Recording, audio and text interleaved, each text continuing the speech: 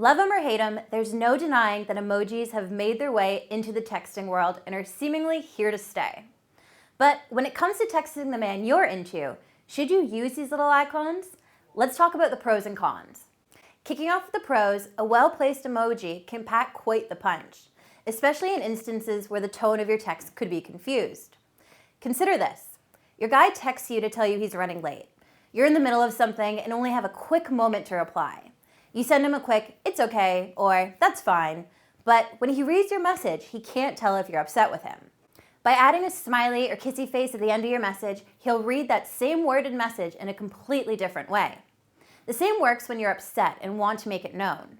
Now, I'm not condoning negative text messages, but in situations where you feel it's important that your guy knows that you're disappointed or down, then a sad or frowning face works well for letting him know how you're feeling.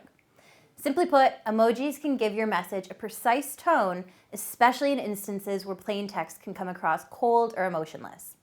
By adding an emoji, it can help convey the feeling you're trying to express. The next pro of using emojis is that these nonverbal cues can be used to express yourself in situations where you can't find the right words. Picture this. You've been messaging a guy you're into for a couple weeks now, but the relationship has yet to spark. You're pretty sure he knows that you're into him, but you can't tell for certain. In this situation, a well-placed emoji can send the message you're looking to send. Just remember that less is more here, so one strategically placed heart or smiley face will speak volumes compared to rows of them. Oh, and choose your emoji wisely. If you're trying to let him know that you're into him, then a random animal face or music note isn't going to make it clear, whereas a winking or tongue face screams flirt. Now, pro number 3 is that emojis can be used to make him laugh. We've already talked about how humor is a great way to win over a guy, but sometimes it can be hard to come up with a clever joke or witty one-liner.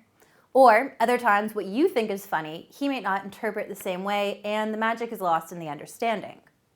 Since a picture says 1,000 words, adding these little icons to your text messages can be helpful for delivering your message and making him laugh.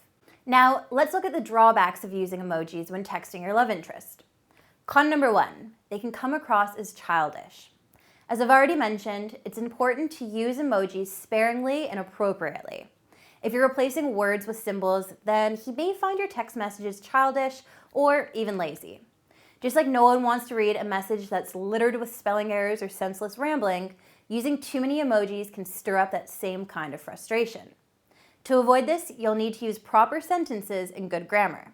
This is especially important if the conversation you're having is an important one.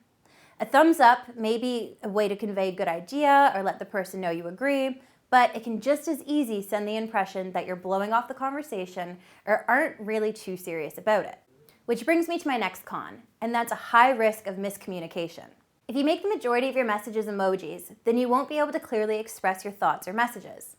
And even though words sent through text lack tone, there are still only so many things a sentence can mean. Emojis, on the other hand, have no end, and unfortunately, many are unclear and can mean different things to different people. For example, what is a devil face emoji meant to allude? Are you looking to flirt or get frisky? Are you implying you want to cause trouble? Have you just done something inappropriate? Are you insinuating that you find his message devilish? Or another example, the beer icon. Are you asking him to go for drinks, saying cheers to thank him for something, telling him you're drinking, or so many meanings for one single symbol? In fact, a group of researchers studied emojis and how they're interpreted. They found that the same emojis can be considered positive or negative depending on the person.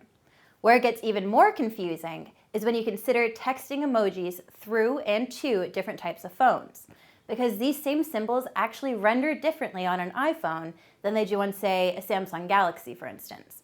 The grinning face with the smiling eyes on one device appears joyful, where the same emoji on another device looks uncomfortable or even awkward. To avoid causing this kind of confusion, stick with your well-thought-out words. The last con I want to talk about is that overusing emojis can take away from their meaning. Since these little icons pack quite the punch, they can be helpful when you're trying to hint at romantic feelings. However, just like I love you loses its touch when said too often, emojis also lose their meaning when they're littered throughout text messages. Even more importantly, studies have shown that men don't like overly expressive text filled with emojis. So instead of overdoing it, save those adorable little faces for the texts that really sing. After all, there's no need or purpose for texting him a question that's followed by rows of expressive faces. Got it? Lovely. Stay tuned and you'll be seeing me again soon.